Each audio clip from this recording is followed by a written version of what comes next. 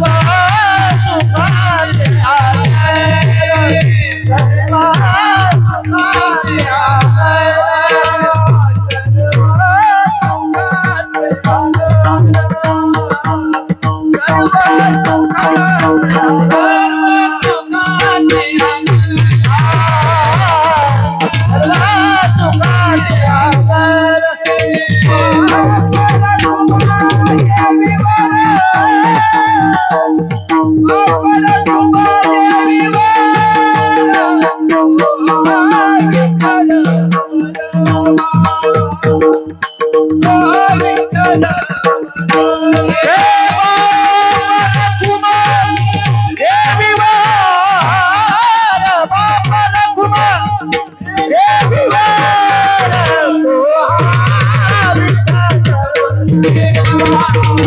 Bye.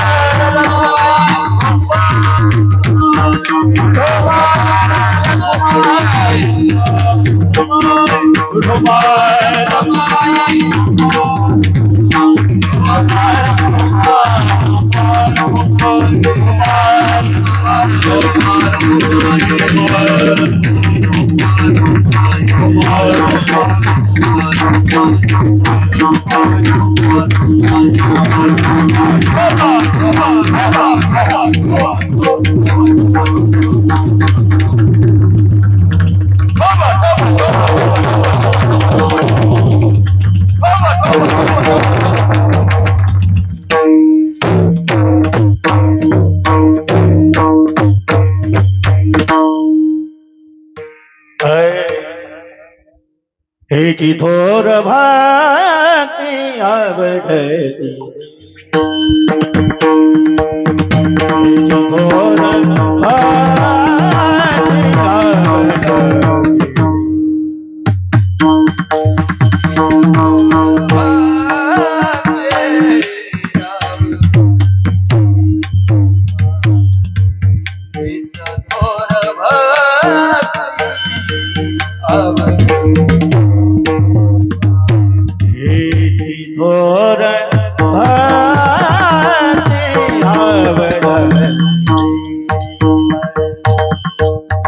हेची थोर भक्ति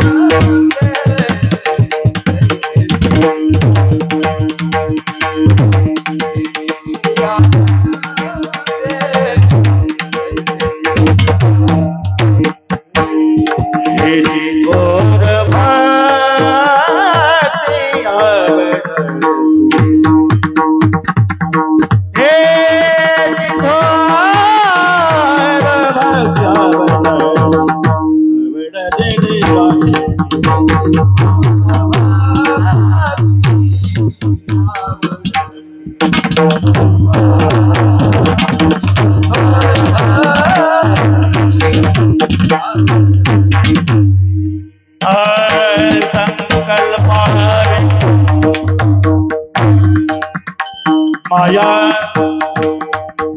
माया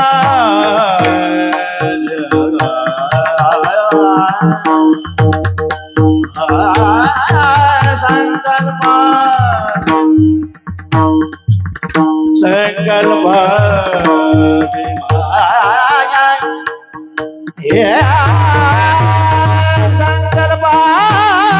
माया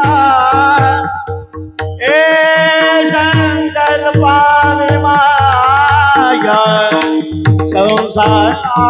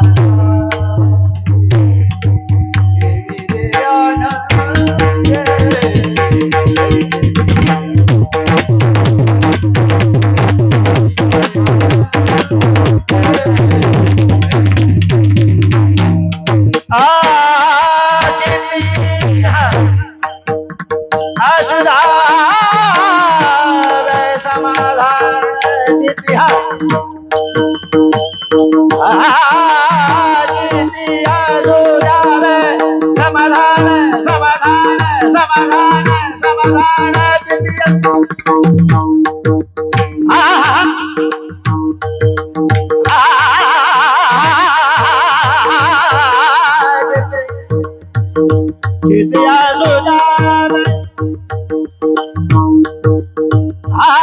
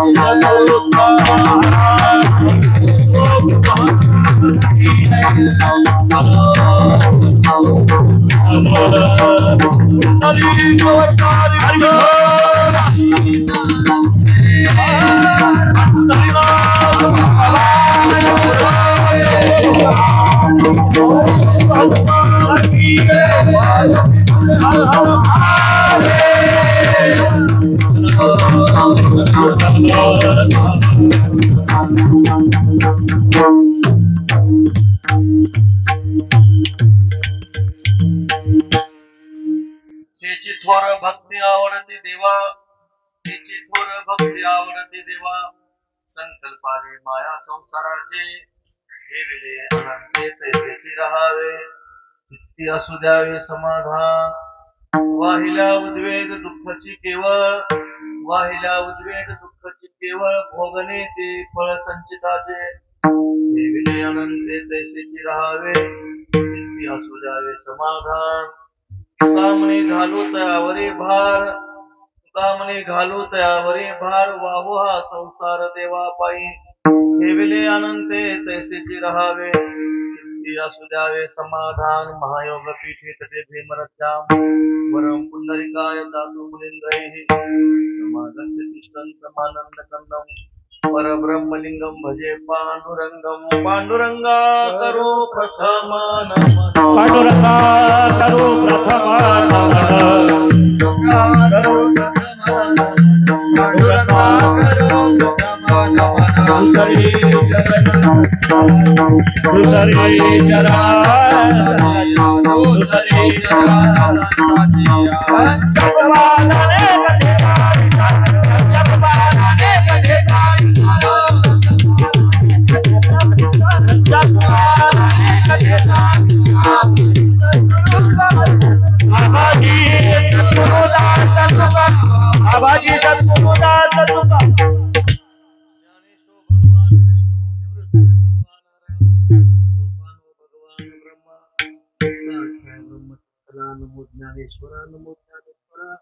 निवृत्ती उदारा सोपान देवा मुक्ताबाई नमो त्रिभुवन पावनी आद्यत्रय जननी देवाची नमो सद्गुरु तुझ्या ज्ञान दीपा नमो सद्गुरु सच्चिदानंद रूपा नमो सद्गुरु भक्त कल्याण मूर्ती नमो सद्गुरु भास्कर गुरुजी सेवेला गे सेवक झालो सेवेला गे सेवक झालो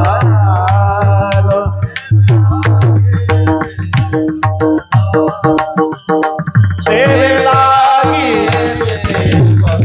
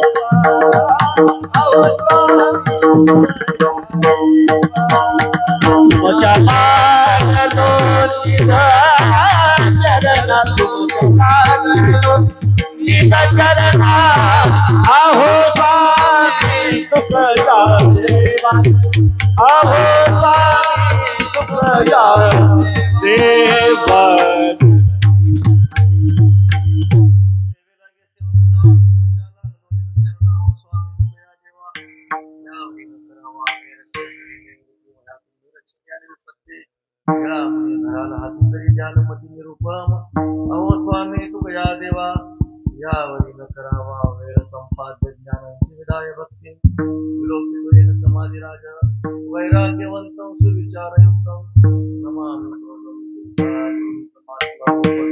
स्मरण सकल विद्यांचे अधिकरण तेची वंदो श्रीचरण श्री गुरूंचे दयाचे ने आठवे शब्द सृष्ट्यांगवे सारस्वता जीवे श्री वक्तृत्वा गोडपणे अमृता ते पारुके मने रसवती वळंगणे अक्षराचे भावाचे अवतरण अवतरती कोण हाताकडे संपूर्ण तत्वबोध श्री गुरूंचे पाय ते हृदय घेऊ सोनी ठाय ते एवढे भाग्य उन्मेषाचे ते नमस्कार वनी आता विठ्ठल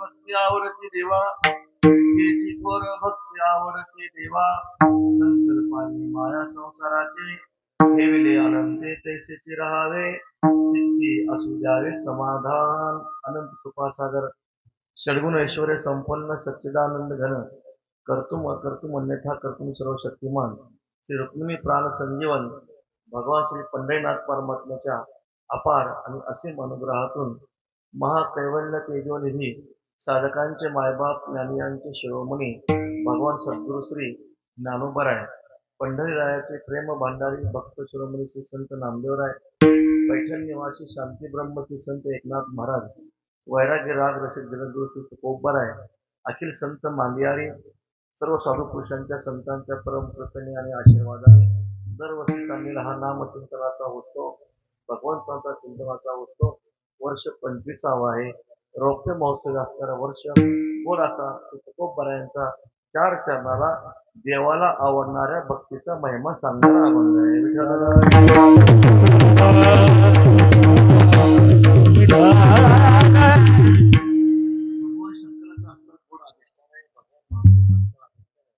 मंदिरामध्ये गेल्यानंतर असं वाटलं ज्योतिर्लिंगाचं दर्शन करतोय काय. विठ्ठल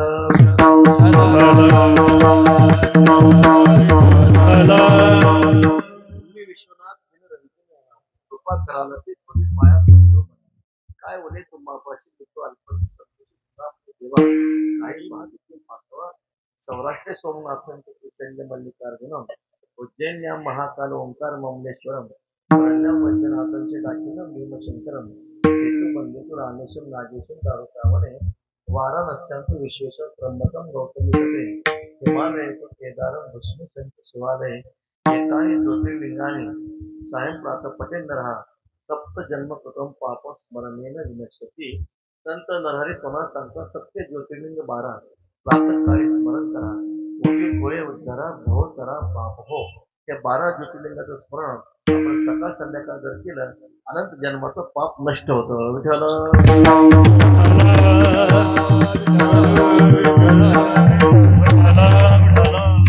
शंकराचं थोर असा अधिष्ठान भगवान विश्वनाथ विराजमान आहे. वर्ष 25 देवाने 2 तप पूर्ण करून घेतलेले आहेत. तिसऱ्या तपामध्ये पदार्पण चाललेलं आहे. गोड असा असणारा भगवत चिंतनाचा नाम चिंतनाचा उत्सव आहे. कारण कुठलीही आपण सेवा करत असताना त्या सेवेमध्ये सातत्य असेल, सातत्य असं एक अपूर्व निर्माण होतं. नित्यनेम नामे ते प्राणी दुर्लभ. आपण हरिपाठ म्हणतो पण आज म्हटलं की उद्या म्हणत नाही, तो नियम ठरत नाही. ज्ञानोबा म्हणतात नित्यनेम म्हणजे पडता गड भारी नेमानं टळे निर्धारी. किती कठीण प्रसंग आला, कोरोना आला तरी हरिपाठ चुकला नाही. विठ्ठल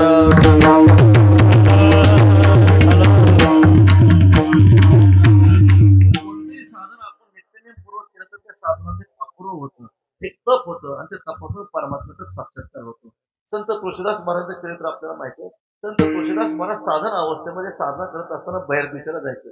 बाहेर दिशेला गेल्यानंतर एक पाणी उरलेलं असायचं, ते उरलेलं पाणी एका झाडाला टाकायचं. एका झाडाला टाकायचं. किती वर्ष टाकलं असं? 12 वर्ष टाकलं. आता हा काय पारमार्थिक नियम नाही. शौचाचं पाणी एका झाडाला टाकणं म्हणजे जसं आपण तुळशीला पाणी टाकतो तसं हा काय पारमार्थिक नियम आहे का? नाही, सहज पाणी उरायचं. पाणी उरल्यानंतर ते एका झाडाला टाकायचं. 12 वर्षांचा परिणाम काय झाला? त्या ठिकाणी ब्रह्मराक्षस होता, तो ब्रह्मराक्षस प्रसन्न झाला. थोडक्यात भूत प्रसन्न झालं. तुळशीदास महाराज श्रीराम जय राम जय जय राम, श्रीराम जय राम जय जय राम नामाचा उच्चार केला. नामाचा उच्चार केल्यावर ते भूत पाठीमागं सरकलं. आपण कोण आहात? सांगितलं मी पिशाची योनी आहे, मी तुमच्यावर प्रसन्न आहे.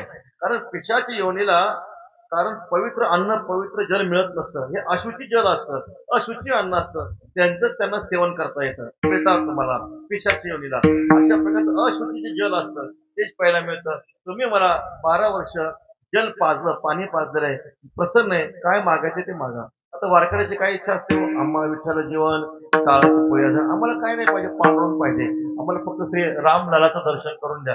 रामलालाचं नाव घेतल्यावर ते भूत पाठीमागं सरकलंय.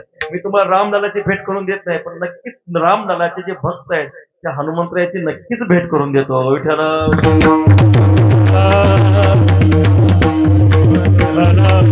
आणि सांगितलं तिथं रामकथा चाललेली आहे.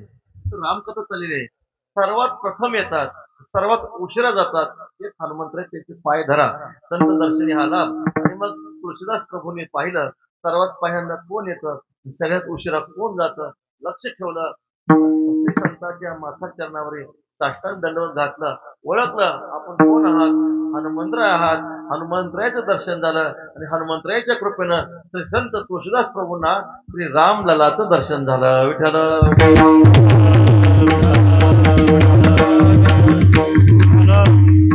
घडलं गेलं नित्य नियम, फक्त नियम केला. हा काही पारमार्थिक नियम नाही. एक सामान्य नियम आपण जर केला तर देवाचा साक्षात्कार होतो. पारमार्थिक नियम जर आपण पूज्य भावनेने श्रद्धेनं केला तर देव आपल्याला दर्शन दिल्याशिवाय राहणार नाही. विठ्ठल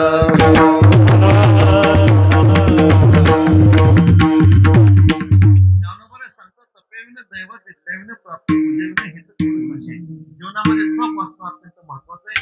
नियमामध्ये सातत्य असणं अत्यंत महत्वाचं आहे. कोणतेही साधन करा, कोणतीही तपश्चर्या करा, पण सातत्यानं करा. त्यामध्ये कसल्याही प्रकारचा खंड पडू देऊ नका. हरिपाठ आहे, हरिपाठाचा नियम करा. शास्त्र सांगतं आपण जर 3 दिवस हरिपाठ नाही म्हटला तर वारकरी धर्म नष्ट होतो. ब्राह्मणाने 3 दिवस जर संध्या नाही केली ब्राह्मणत्व नष्ट होतो. तसं वारकऱ्याने 3 दिवस हरिपाठ नाही म्हटला, गळ्यात माळ असली तरी वारकरी धर्म नष्ट होतो. विठ्ठल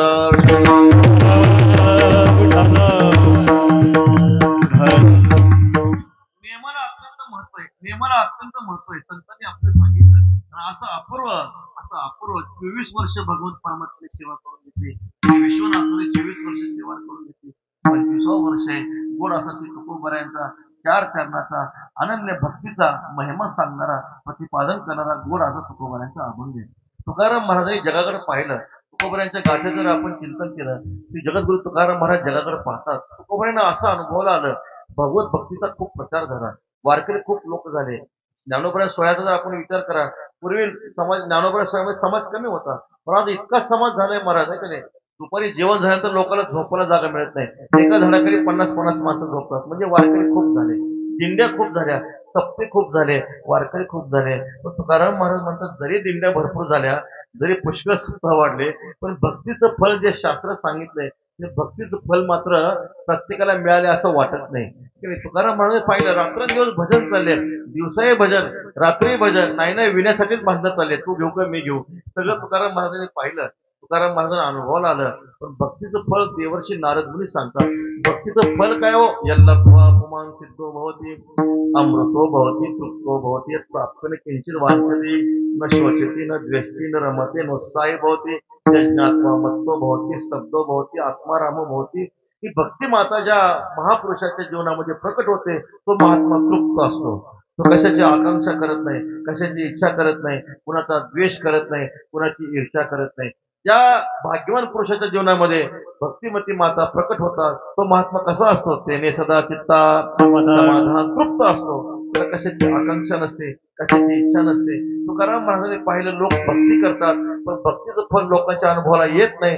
त्यात ते नक्कीच भक्ती करताना कुठेतरी चुकतंय. विठ्ठल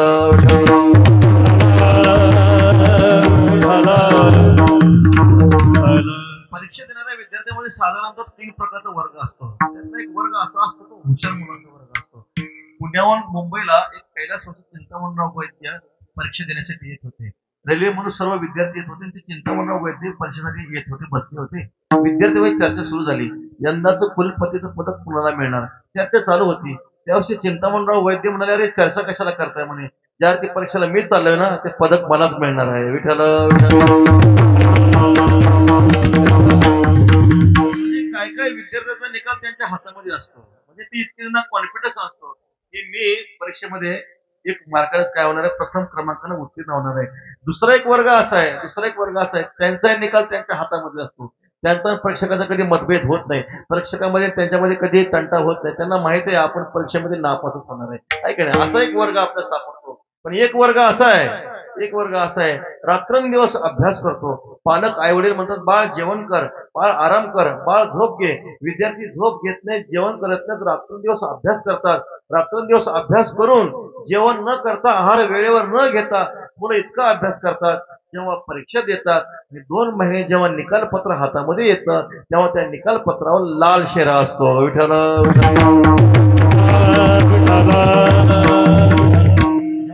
अभ्यास करूनही त्या निकाल पत्रावर लाल शेरा येतो, तेव्हा अनुभवी शिक्षक असा निष्कर्ष काढतात, असा अनुमान करतात, ज्यार्थी आपली मुलं अभ्यास करून हे नापास होतात, त्यार्थी नक्कीच अभ्यास करण्याच्या पद्धतीमध्ये कुठेतरी चुकतंय. विठ्ठल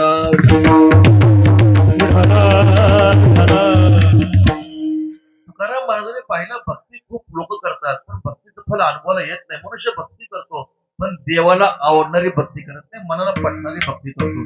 मनुष्य भक्तीच्या नावावर काहीतरी उड्या मारतो, काहीतरी धामधूम करतो, त्याला वाटतं आपण खूप मोठी भक्ती केली. शांतीब्रह्म एकनाथ महाराज सांगतात, शिळ्या तांब्याचे बाहुले केले, पाठ मांडून वरी बैसविले, दंदाक्षता झाकोळिले, मना आले ते नाम ठेवले, या जनासे लागले वेळ. मनुष्य भक्तीच्या नावावर काहीतरी धामधूम करतो, त्याला वाटतं आपण खूप भक्ती केली.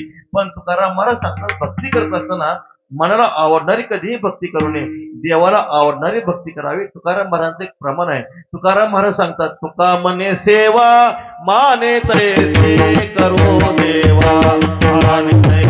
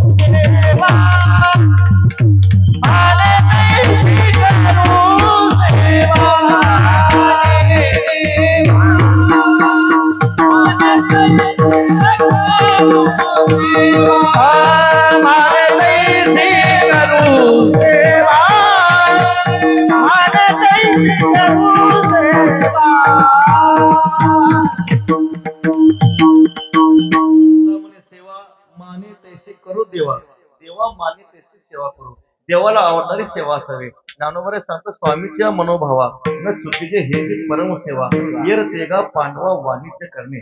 मालकाला आवडेल ते सेवकांनी करावं आहे का नाही. मालकाला आवडेल ते करावं, स्वामीला आवडेल ते सेवकांनी करावं, पतीला आवडेल ते पतिव्रता स्त्रीनं करावी. काय झालं, मराठवाड्यातला मुलगा आणि पुणे शहरातली मुलगी, पुणे शहरातली मुलगी मराठवाड्यातला मुलगा, दोघांचं लग्न झालं की पुणे शहरातली मुलगी मालकाला म्हणते महाराज मला सुंदर चहा करता येतो.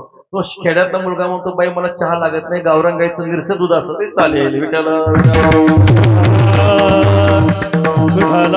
सेवा करत असताना पतीला आवडणारी सेवा पत्नीने करावी, मालकाला आवडणारी सेवा सेवकाने करावी, स्वामीला आवडणारी सेवा दासाने करावी असा भाव आहे. तसं देवाला आवडणारी सेवा आपण करावी, आपल्या पटणारी सेवा आपण कधी करू नये.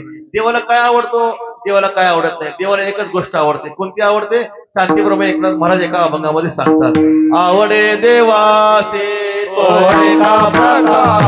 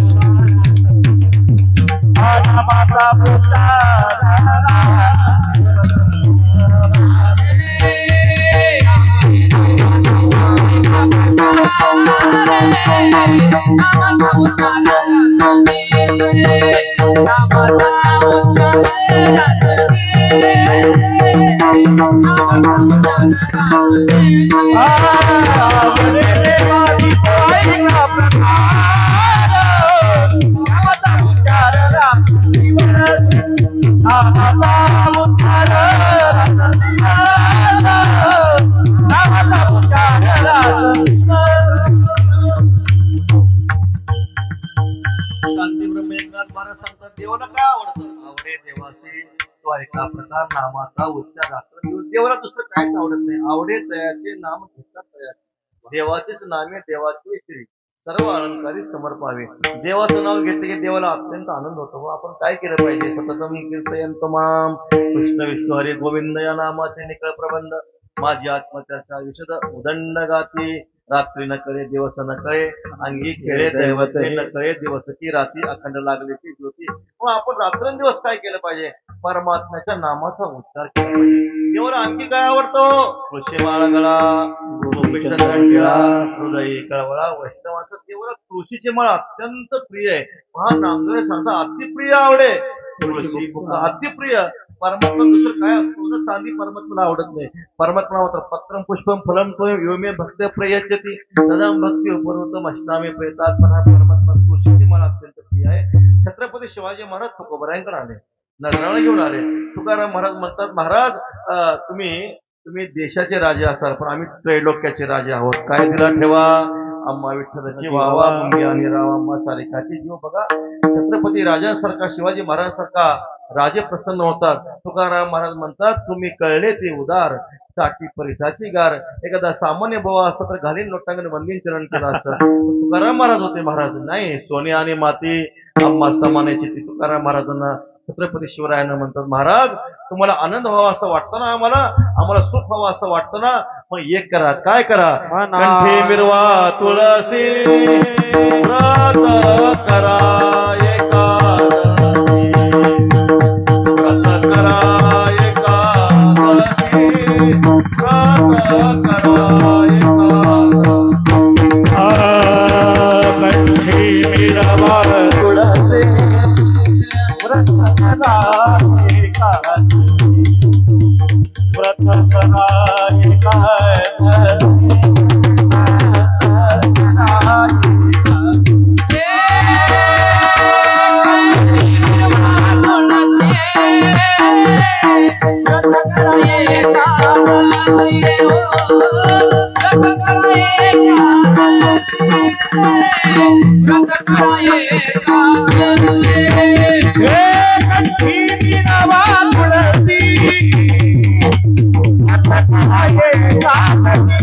oh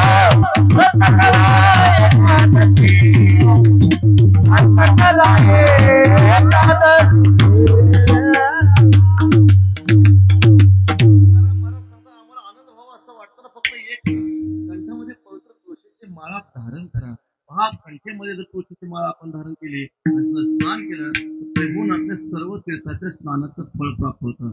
मग आपल्या गळ्यामध्ये काय असले पाहिजे हो? महाराज सांगतात पवित्र तुळशी माळ गळा, गळ्यामध्ये पवित्र तुळशीची माळ असली पाहिजे. उत्सवाचं 25वं वर्ष आहे महाराज, उत्सवाचं 25वं वर्ष आहे. नक्कीच मला असं वाटतं, नक्कीच मंडपातल्या सगळ्यांच्या गळ्यामध्ये माळी असतील. समजा यदा कदाचित नसतील तर आल्यापर्यंत सगळ्यांनी घालून टाका. विठाला नेहमी म्हणत असतो तुम्ही 24 वर्ष, काही काही लोक म्हणतात आमचं अमृत महोत्सव आहे, 75 वर्ष झाले, सुवर्ण महोत्सव आहे, त्यांना म्हणतो तुम्ही एवढे मोठे महोत्सव केले पण त्यामध्ये माळकरी किती झाले तेवढं सांगा आम्हाला. विठ्ठल आपल्या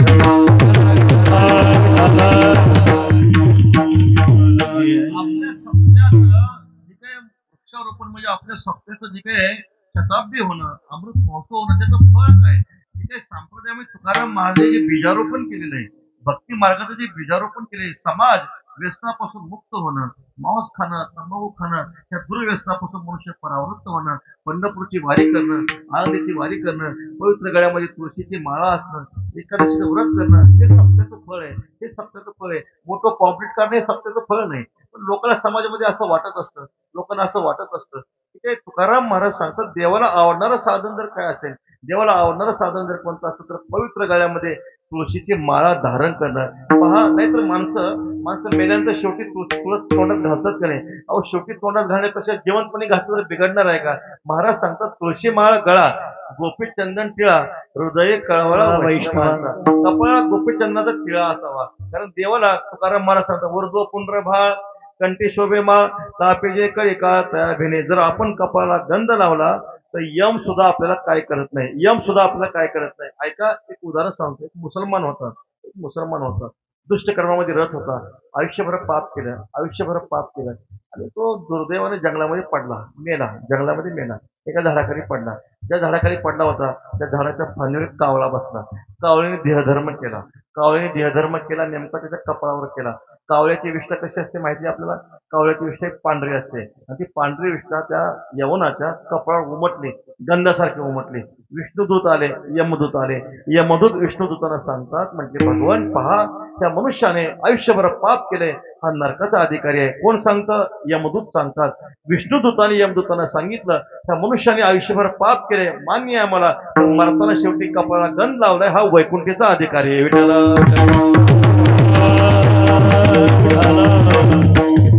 मला सांगा, त्याने गंध लावला होता का? त्याने गंध लावला नव्हता. कावळ्याने देहधर्म केला, गंधासारखं उमटला, तर तो काय झाला महाराज? तो वैकुंठाला गेला. खरंच स्नान झाल्यानंतर 12 ठिकाणी गंध लावल्यावर काय होणार आहे? परमात्मा आपल्या डोक्यावर घेणार नाही का सांगा? म्हणून गंधाचा अत्यंत महिमा सांगितला. पवित्र असा जो काही गोपीचंदनाची ओटी आहे, गोपीचंदन शब्दाचा अर्थ गोपीच्या चरणाची माती. गोपीच्या कारण यथाव्रज गोपिकांना भक्ती कशी केली पाहिजे? तर त्या गोपिकासारखी भक्ती केली पाहिजे. मग आपण काय केले पाहिजे? साधू पुरुषाच्या चरणाची माती जर आपल्या मस्तकाला जर आपण लावली, संत चरण रज लागता सहज वासनेची विजवली जाय, सहस्र विघ्न लक्ष कोटी 12 वाटा पळताती, 1000 विघ्न लक्ष कोटी विघ्न त्या गंधाला पाहून पळून जातात. म्हणून काय करा, पवित्र जी काय असताना गोपीचंदनाची ओटी आहे आपल्या मस्तकावर धारण करा. आणखी काय करा? आषाढी कार्तिकी पंढरीची वारी साधन निर्धारी आण नाही. आषाढीला वर्षातून एकदा आषाढीला पंढरीला जा, एकदा जा. संत महात्मा सांगतात फार नाही, पुरे दोन्हीचं बाजार झालं की अनेक व्यापार.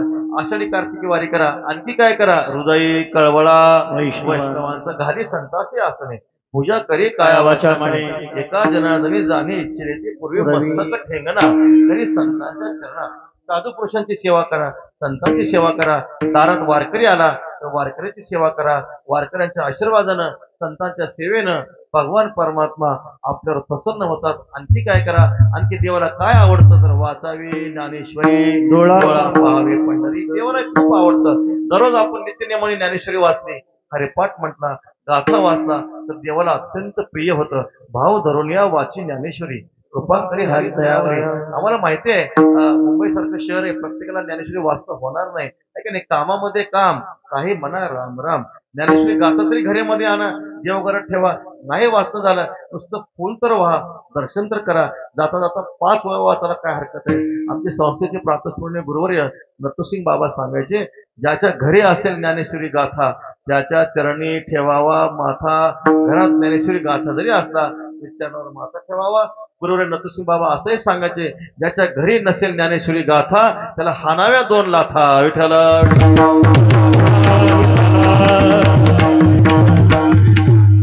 भगवान परमात्म्याला प्रिय असणारं साधन जर कोणतं असेल तर काय करा, फक्त तुळशीची माळा कंठामध्ये धारण करा, एकादशीचं व्रत करा. परमात्मा एकादशीचं व्रत अत्यंत प्रिय आहे. व्रत एकादशी करवणी परलोक ठाकावा, रुक्मांगदा कारणी एकादशीचा छंद, तेने परमानंद प्रगटला. रुक्मांगद राजाने एकादशीचं व्रत केलं, स्वतः एकट्याने व्रत केलं नाही, सगळ्या गावातल्या लोकांना एकादशी व्रत करायला लावलं. तसं आपल्या देशाच्या राजाने सुद्धा सगळ्या एकादशी व्रत करायला लावलं पाहिजे, आहे का नाही. महाराज सांगा, रुक्मांगद राजाने काय केलं होतं. रुक्मांगद राजाने एकादशीचं व्रत केलं, सगळ्यांना एकादशी व्रत करायला लावलं. परिणाम अयोध्या नगरीत वैकुंठाला घेऊन गेले होते. म्हणून देवाला अत्यंत प्रिय आहे. तुकाराम महाराज सांगतात, 15 दिवसा एक एकादशी कार्यानं करेशी व्रत सार. 15 दिवसाला एक एकादशी येते. आपण केलं पाहिजे का नाही. काय तुझा जीव जातो एकादशी फराळाच्या मिसे धनिकेशी. तुकाराम महाराज सांगतात, नाही तर माणसं आजारी पडल्यानंतर 7-7 दिवस सलाईन लावतात ना, 7 दिवस अन्नामध्ये पोटाचा कण नसतो. मी म्हणतो 15 दिवसाला एकादशी केली तर सलाईन लागणारच नाही. विठ्ठल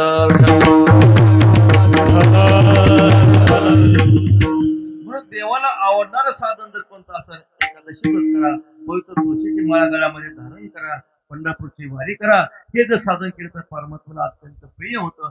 साधारणतः मनुष्य भक्ती करतो, पण भक्ती करत असताना भक्तीमध्ये 4 प्रकारचे दोष सांगितले. आपल्या भक्तीमध्ये दोष असतात. सदोष भक्ती आपण करतो. पहिला दोष भक्तिशास्त्रात सांगतात, भक्तीमध्ये पाप नसावं. दुसरी गोष्ट भक्तीमध्ये कामना नसावी. तिसरी गोष्ट भक्तीमध्ये व्यभिचार नसावा. चौथी गोष्ट भक्तीमध्ये दंभ नसावा. मनुष्य भक्ती करतो पण पाप करतो आणि भक्ती करतो, आहे की नाही. माणसं पंढरपूरची वारी करतात आणि खोटं बोलतात, चालतं का तसं. चालत नाही. माणसं भजने करतात आणि तंबाखू खातात, चालतं का हो तसं. तंबाखू खाऊन कधी भजन होत नसतं, किंवा खोटं बोलून कधी वारी होत नसते. कारण भगवान परमात्म्याला ती भक्ती आवडत नाही. महाराज सांगतात, इंद्रियाचे नियम नाही, मुखे राम म्हणून. काय मला सांगा, आपण जेवताना जर पोटामध्ये माशी गेली तर ती माशी अन्न आपल्या जिरो देईल का हो. माशी अन्न कधी जिरो देत नसते. मग भक्ती करताना शांती ब्रह्म गुरुवर्य मारुतीबाबा पुजारा सांगतात, माणसं आळंदीला येतात. कशाला येतात तो. ज्ञानोबाचं दर्शन व्हावं म्हणून आळंदीला येतात. आल्यानंतर काय करतात, इंद्रायणी स्नान केलं पाहिजे, क्षेत्रप्रदक्षिणा केली पाहिजे, ज्ञानोबाचं संजीव समाजात दर्शन केलं पाहिजे. मग माणसं इंद्रायणीमध्ये स्नान करतात, दर्शन करण्यासाठी घाटावरून वर येत असतात. मग वर येत असताना मध्येच एक हॉटेल असतं. तो हॉटेलवर मुद्दाम काय करतो, तो कढी जी असते, कढी बाहेर ठेवतो. त्या कढीमध्ये गरम गरम वडे करतो. लोक म्हणतात, आधी वडा खाऊ मग दर्शन करू. विठ्ठल आपण ज्या साधनेसाठी आळंदीला आलो ते साधन आधी केलं पाहिजे. आधी स्नान केलं पाहिजे, इंद्रायणीमध्ये स्नान केलं पाहिजे, क्षेत्रप्रदक्षिणा केली पाहिजे, हरिकथा श्रवण केली पाहिजे, ज्ञानोबाच्या संन्यूत समाधीवर मस्तक ठेवलं पाहिजे. आता माणसं ज्ञानोबाच्या बारीमध्ये लागतात. मी काय सांगतो, भक्ती करताना भक्तीमध्ये पाप नसावं. माणसं बारीमध्ये लागतात. तो समोरचा मनुष्य जो असतो, समोरचा मनुष्य ज्ञानोबाच्या संजीव समाधीवर डोकं ठेवतो. मागचा मनुष्य काय करतो, हळू त्याच्या खिशातलं पाकिट काढतो ना आपल्या खिशात घालतो. विठ्ठल क्रिया भक्तीची आहे. परमात्मा दर्शन बारीमध्ये उभा आहे, क्रिया पुण्याची आहे. पण पाप वासना गेली का, पाप वासना गेली नाही. तुकाराम महाराज सांगतात, न सरेते भक्ती विठोबाचे पायी, उपरती नाही जेथे चित्ता. जेथे चित्ताला उपराम नाही, जिथं चित्ताला अनुताप नाही, ती भक्ती परमात्म्याच्या चरणी सरत नाही. म्हणून भक्ती करताना भक्तीमध्ये पाप नसावं, पहिला दोष सांगितला. दुसरी गोष्ट आहे, भक्तीमध्ये कामना नसावी. मनुष्य भक्ती करतो आणि भक्ती करताना सांसारिक पदार्थाची इच्छा करतो. एक मनुष्य पंढरपूरला गेला, देवाला नमस्कार, देवा पोटी संतान नाही, पोटी संतान दिलं तुझ्या 5 वाऱ्या करतो. आता पांडुरंग परमात्म्याला काय अशक्य आहे का हो. आंधळ्याचे डोळे, जेथे पांगोळाचे पाय, वांजा पुत्र होय नवस पुरविते. विठाई सगळे नवस पुरविते. विठाई आंधळ्याला डोळे देते, पांगल्याला पाय देते आणि सुंदर पुत्ररत्न परमात्मा देतो. आता त्या मनुष्याला पांडुरंगाने सुंदर पुत्ररत्न दिलं. त्या माणसाने 5 वाऱ्या केला, परत जन्मात पंढरपूरला गेला नाही. विठ्ठल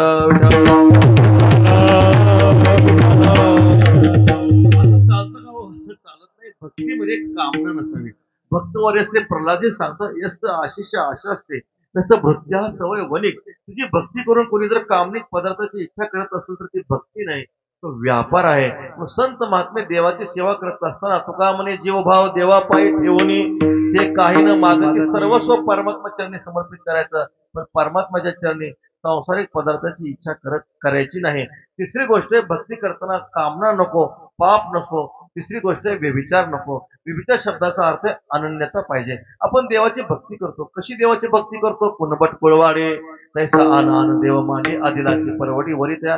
तसं एखादा मनुष्य एका देवाची उपासना करतो, एक नवस करतो आणि त्या देवाने तो नवस पूर्ण केला नाही, दुसऱ्या देवाकडे जातो आणि म्हणतो पहिल्या देवात काहीच राम नाही, विठ्ठल अशी भक्ती नसावी. भक्ती करत असताना आपल्या उपास दैवताचं यथार्थ ज्ञान असलं पाहिजे.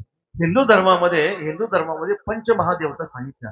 भगवान श्री गणेश, भगवान श्री विष्णू, भगवान श्री शंकर, आदी माया जगदंबा माता, भगवान सूर्यनारायण, हे सर्व कारण ब्रह्मतत्व आहे. या कारण ब्रह्मतत्वाला यथार्थ ओळखून आपण त्यांची उपासना करावी. आपण देवाला ओळखत नाही, देवाला यथार्थ न ओळखता ही देवाची भक्ती केली जाते, तिला व्यभिचारी भक्ती म्हणतात. ज्ञानोबा म्हणतात ऐसा अखंड भजन करी उगा नसे शन भरे आगवेनी गावद्वारे आहे जैसे. अशी त्याची भक्ती असते. ज्ञानोबा म्हणतात एकादशीला जेवढ्या आम्हाला किंमत देतो तेवढीच पंचमीला नागाला किंमत देतो. तो मोठकी पाहे गणेशाचा ते होय. चतुर्थी आली की गणपतीकडे जातो, चतुर्दशी आली की देवीकडे जातो. ऐसा अखंड भजन करी. इतर देवताची उपासना करू नका असं नाही. सुरुवातीलाच मी सांगितलं की पाचही तत्व कारण ब्रह्मतत्व आहे. फक्त त्या कारण ब्रह्मतत्वाला ओळखून उपासना केली पाहिजे. मिळवणे मिळतचे असेल समुद्री गंगाजळ जैसे मी होनी मदत तैसे सर्वस्व भजती. आपल्या उपास दैवताला यथार्थ ओळखून आपण देवाची भक्ती करावी. तशी गंगा समुद्राला मिळाल्यानंतरही परत परत मिळत राहते. सूर्यनारायण उदयाला आल्यानंतर किरण फाकतात, सूर्यनारायण अस्ताला गेल्यानंतर किरण आपोआप मिटली जातात. ती किरण सूर्याशी किती अनन्य आहेत व पुष्कळ किती अनन्य आहेत. तशा अनन्य भक्तीने आपण काय केलं पाहिजे? परमात्म्याची भक्ती केली पाहिजे. काय झालं, गोकुळामध्ये काही पंडित बसले होते. काय पंडित बसले होते, ते पंडित म्हणायचे आम्ही श्रीकृष्ण परमात्म्याचे खूप अनन्य आहोत, श्रीकृष्ण परमात्म्याचे खूप अनन्य आहोत.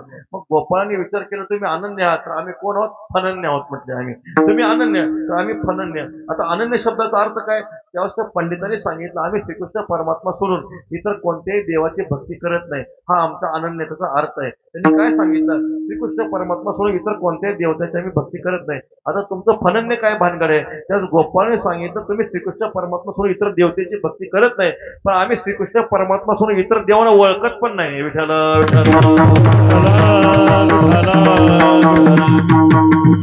उपास देवताची यथार्थ ओळख होऊन जी भक्ती केली जाते तिला शास्त्रामध्ये अनन्यता भक्ती म्हटली. मग चानन्य योगेन भक्ती अव्यभिचारिणी.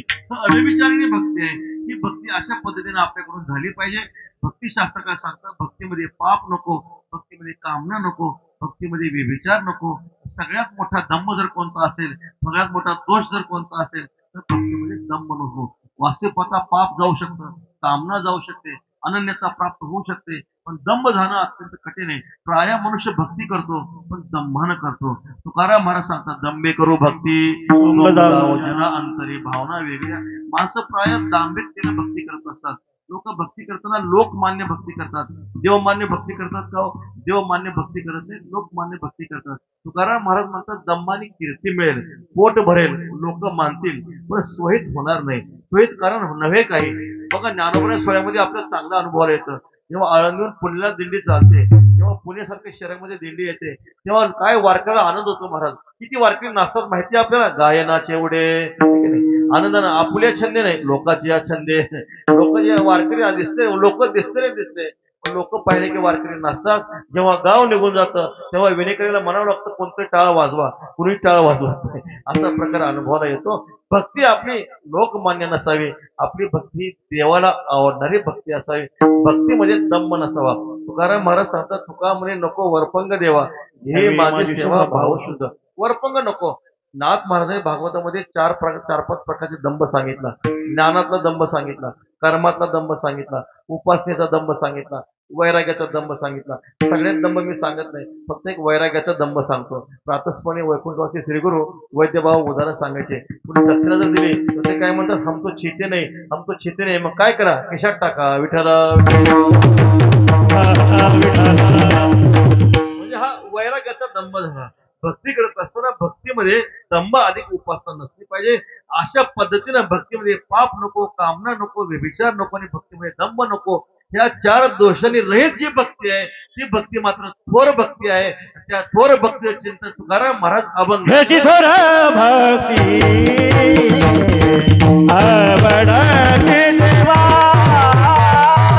ह्याची थोर भक्ती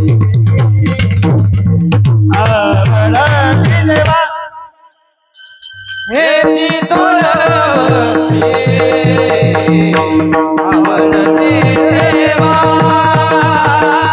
ह्याची थोर भक्ती आवडती देवा,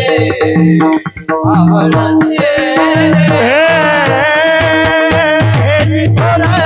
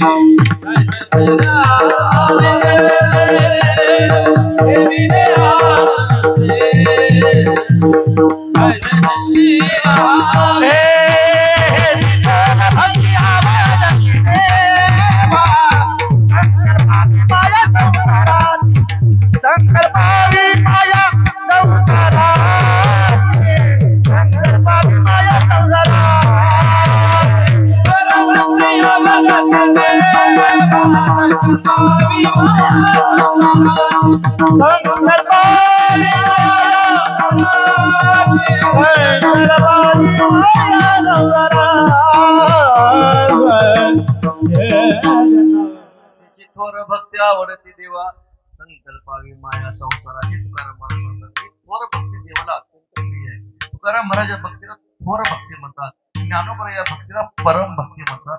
ज्ञानी या भक्तीला स्वसंविती म्हणतात. शैव या भक्तीला शक्ती म्हणतात. ज्ञानी ते स्वसंविती, शैव म्हणते शक्ती, आम्ही परम भक्ती आपली म्हणू. ज्ञानोबा या भक्तीला परम भक्ती म्हणतात. तर तुकाराम महाराज या भक्तीला थोर भक्ती म्हणतात. शब्द जरी भिन्न असते पण भक्तीचं स्वरूप मात्र एकच आहे. ही भक्ती कोणती आहे? संकल्पावे माया संसाराची. कोणत्याही संतांनी काय सांगितलं हो? संकल्प आहे म्हणजे अर्पण करणे, माया म्हणजे प्रेम. काय करा? संसारावरचं प्रेम अर्पण करा. म्हणजे कुणाला अर्पण करा? देवाला अर्पण करा. कोणत्याही संतांनी भक्तीची व्याख्या करताना असं म्हटलं नाही ह्याची थोर भक्ती आवडते देवा, संसाराचा त्याग करावा असं म्हटलं का? कोणत्याही संतांनी संसाराचा त्याग करा असं सांगितलं नाही. उलट संत महात्मे सांगतात, असोनी संसारे वेदशास्त्र बाह्य सदा संसारात राहा, सुखे करावा संसार न संडावे दोन्ही वार. सुखानं संसार करा पण 2 वार विसरू नका, मंगळवार आणि रविवार. बरोबर आहे? मंगळवार रविवार नाही, आषाढी आणि कार्तिकी या 2 वाऱ्या विसरू नका. या 2 वाऱ्या केला की वर्षभर बॅटरी चार्जिंग होईल. विठ्ठल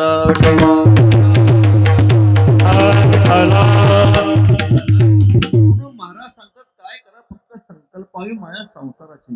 गीतेमध्ये 2 शब्द आहेत. गीतेमध्ये 2 शब्द आहेत. एक असक्त आणि आसक्त. असक्त म्हणजे चिटकलेला, आसक्त आसक्त म्हणजे चिटकलेला, असक्त म्हणजे अलिप्त. नारळ 2 असतात. एक गुरगुडा नारळ असतो, एक ओला नारळ असतो. गुरगुडा नारळ हा कवटीपासून अलिप्त असतो, ओला नारळ हा कवटीला चिटकलेला असतो. आपण गुडगुडा नारळ जर फोडला तर बरोबर खोबऱ्याची वाटी बाहेर येते, पण ओला नारळ फोडला तुकडे होतात पण कवटीला सोडत नाही. ऐकले? माझा एक तुम्हाला प्रश्न आहे. मला सांगा, नावेमध्ये पाणी असावं का पाण्यात नाव असावं? नावेत पाणी असावं का पाण्यात नाव असावे? पाण्यात नाव असावे, नावेत पाणी नको. ठीक आहे. माझा दुसरा प्रश्न आहे, संसारात आपण असावं का आपल्यामध्ये संसार असावा? संसारात आपण असावं का आपल्यामध्ये संसार असावा, तर आपल्यामध्ये संसार नसावा, संसारात आपण असावं. माझा तिसरा प्रश्न आहे, उपाधीत असावं का उपाधीचं असावं? उपाधीत नक्की असावं तर उपाधीचा नसावं. विठ्ठल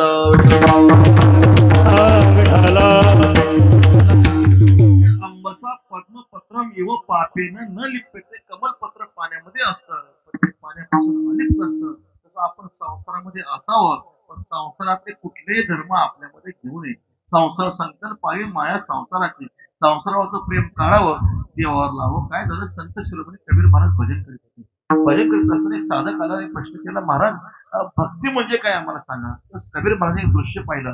एक शेतकरी एका वाफ्यातून रोप काढायचा, दुसऱ्या वाफ्यामध्ये लावायचं. काय नाही म्हणजे ते दृश्य पहा. काय दृश्य आहे, इधर से उकाडना और इधर लगाना. आता इधर से उकाडणार इधर लगाना काय अर्थ कळला नाही.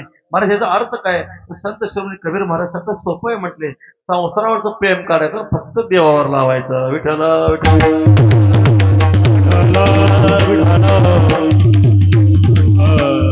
भक्तीची सोपी व्याख्या सांगितली, संकल्पावे माया संसाराची. संसारामध्ये राहायचं, सत्यवादी करी संसार सकळ अलिप्त कमळ जळी जैसे, पण संसारी असावे असावे. संसारात राहायचं, संसारामध्ये राहून सुद्धा कसं राहायचं, अलिप्त राहायचं. तुकाराम महाराज सांगतात पहा, संतांनाही कुटुंब आहे, संतांनाही मुलं बाळ आहे, संतांनाही घरदार आहे, पण संत महात्म्याच्या घरादाराची आसक्ती ठेवत नाही. संत महात्मे मुलाबाळाची आसक्ती ठेवत नाहीत, संत महात्मे कुटुंबाची आसक्ती ठेवत नाहीत. संतांना घर नाही का हो, संतांनाही घर आहे, पण त्या घरावर संतांचं प्रेम असतं का हो, संतांचं घरावर प्रेम नसतं.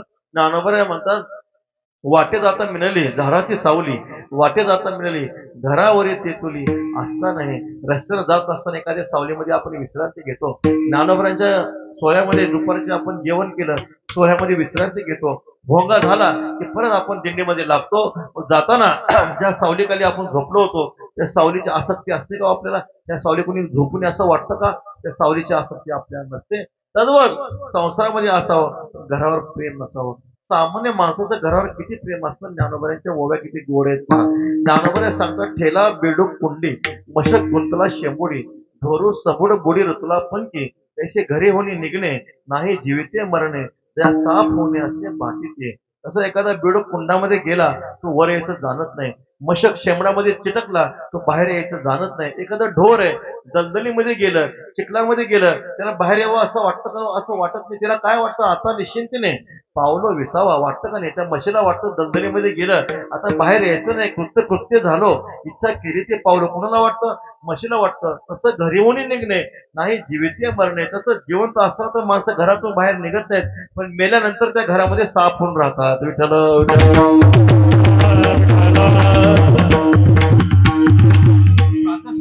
मामासाहेब दांडेकर एका घरी गेले. पूर्वीचा काळ होता, प्रातस्मृत मामासाहेब दांडेकर पोट घालायचे. पोट्टे वगैरे काही दिसले नाही, मग खिळा घेतला, खिळा घेऊन ते भिंतीला ठोकू लागले.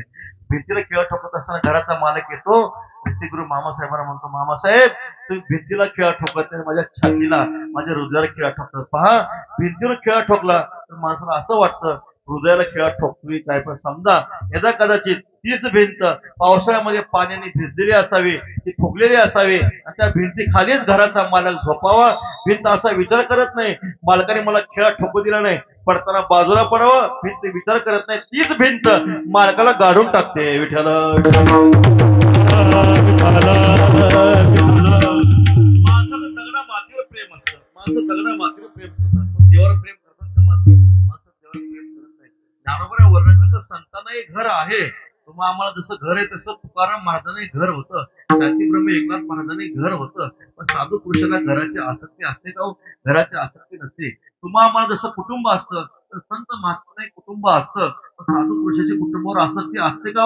सावली सरेसेच असे परी असे निजे जैसे स्त्रियेचे तैसे लोलोप्य नाही. ज्ञानोबा वर्णन करतात, एखादा सामान्य मनुष्य स्त्रीच्या अधीन किती होत असतो. ज्ञानोबऱ्याचे वा किती गोड आहेत पहा. चित्ताराधी स्त्रियेचे निच्छंदेनाचे माकड गारोड्याचे जैसे होय. घरी गेल्यानंतर गाठ्यामध्ये दोन अभंग पहा. त्यातला एक अभंग सुखे ओळंब दावी गुहा, माझे दुःख नेना पहा. दुसरा एक अभंग आहे, भ्रतारासे भार्या बोले गोष्टी मज ऐसे कष्टी नाही तुझे. ती पत्नी आपल्या मालकाला म्हणते, महाराज काय सांगायचं म्हणे, पहा आवडीचा मारीला वेडा, होय होय कैसा म्हणे भिडा. ती पत्नी मालकाला म्हणते, अखंड माझं पोटाची व्यथा, मी वैद्याकडे गेले होते, वैद्याने मला पथ्य सांगितले, 3 टाइम दूध भात साखर तूप खात जा म्हटले. गेले वारी तुम्ही आणली साखर, 7 दिवस गेली 10.5 शेर. काय सांगायचं म्हटले, पहा गेल्या वाऱ्यात तुम्ही साखर आणली म्हणजे 7 दिवसच गेले म्हटले, आता साखर संपून गेलं, तूप गेले, पहा हाड गळवणे आले मांस, माझे दुःख तुम्हा नेनवे कैसे. आता हाड गळून मांस येणं चांगलं आहे का वाईट आहे? हाड गळून मांस येणं चांगलं आहे ना. पण ती पत्नी आपल्या मालकाला म्हणते, काय सांगायचं, हाड गेलं आता मांस आलंय, माझं दुःख तुम्हाला कसं कळत नाही. तुकाराम महाराज सांगतात, तुका म्हणे जिता गाढव केला, मेल्यावरील नरका नेला. दुसरा एक अभंग आहे, स्त्रीच्या आधी झालेला पुरुष ती पत्नी आपल्या मालकाला म्हणते, पहा अखंड तुमचे धंद्यावरी मन, माझे तो हेळण करते सर्व. तुम्ही कमवताय पण घरात ते बाकीचे सगळे खातायत म्हणे. जोडी तसा तुम्ही हाती येर चोरे, माझे तो पोरे हळ. तुमची व्याली माझे डोयो पेटली, सदा दुष्ट बोली सोसेवेना, दुष्टवृत्ती नंदोली, सदा द्वेष करी नांदोमी संसारी. कोण्यासाठी काय सांगायचं म्हणे, ननंद सासूबाई सदा आमचा द्वेष करतात. पहा जर तुम्ही उठून वेगळा निघता संसार करेन, नाहीतरी प्राण देते. आता तुम्ही जर संसार वेगळा करत असाल तरच संसार करणार आहे, नाहीतर मी काय करणार आहे, प्राण देणार आहे. तो म्हणतो, बाई काही काळजी करू नको, सकाळी उठून वेगळा निघेन, वाहतो तुझी आज निशेष. मी शपथ घेऊन सांगतो, सकाळ झालेली झाली ते आपण काय करू, वेगळं निघू. आणि वेगळं निघालं मग काय करेन, साखळी गळाची जोडली, बाजूबंद जोडी, हातसर वेणीचे जे नग सर्वे करेन, नेसावया साडी शेलारी चुनडे, अंगीची कांतुळी जाळ्या फुले. शेवटी तुकाराम महाराजांना म्हणावं लागलं, तुका म्हणे केला रांडेने गाढव, तुका म्हणे केला रांडेने गाढव, तुका म्हणे केला रांडेने गाढव, सवे भाव घेतले, मला सवे भाव घेतले, मला सवे भाव घेतले. संतांना एक कुटुंब असतं, संतांना कुटुंब असतं, पण कुटुंबावर साधू पुरुषाचे असतात असते. काशीतलं एक उदाहरण आहे, संत शिरोमणी कबीर महाराज भजन करत होते, वारकऱ्यांची दिंडी आली.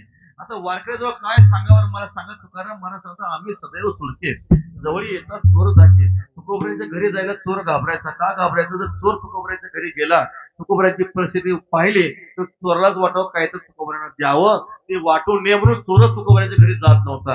अशी परिस्थिती होती. वारकऱ्याच्या घरी काय असतं, काहीच नसतं. ज्ञानेश्वरी गाथा आणि भागवत हेच वारकऱ्याच्या घरी असतं, दुसरं काहीच नसतं. आणि मग अशी परिस्थिती अनुभवाला आली, वारकरी आली, वारकरी दिंडी आले. संत शिरोमणी कबीर महाराज आपल्या पत्नीला सांगतात, देवी वारकऱ्याची दिंडी आलेली आहे, मग स्वयंपाक केला पाहिजे. महाराजांना सांगितलं, महाराज घरामध्ये काहीच नाही म्हणजे आता काय केलं पाहिजे. जा म्हटले, वाणी दादाकडे जा, दुकानात जा, उसनवारी करा, घेऊन या.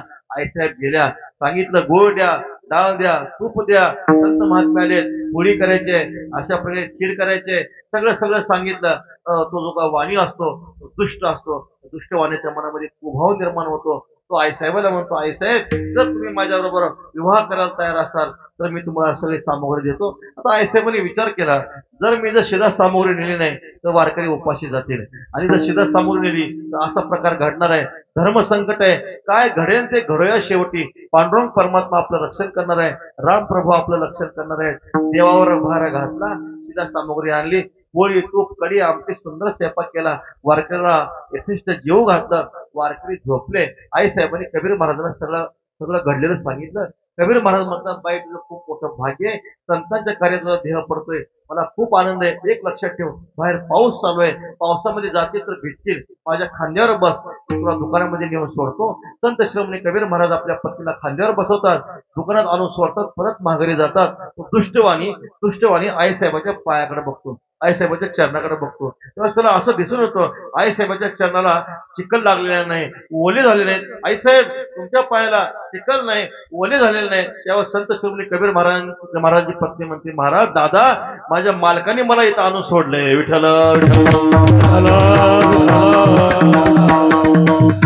असे शब्द उच्चारल्याबरोबर तो वाणी साष्टांग श्री संतांच्या माथा चरणावर, आईसाहेबांच्या चरणावर दंडवत घालतो आणि कबीर महाराजांचा शिष्य होतो. विठ्ठल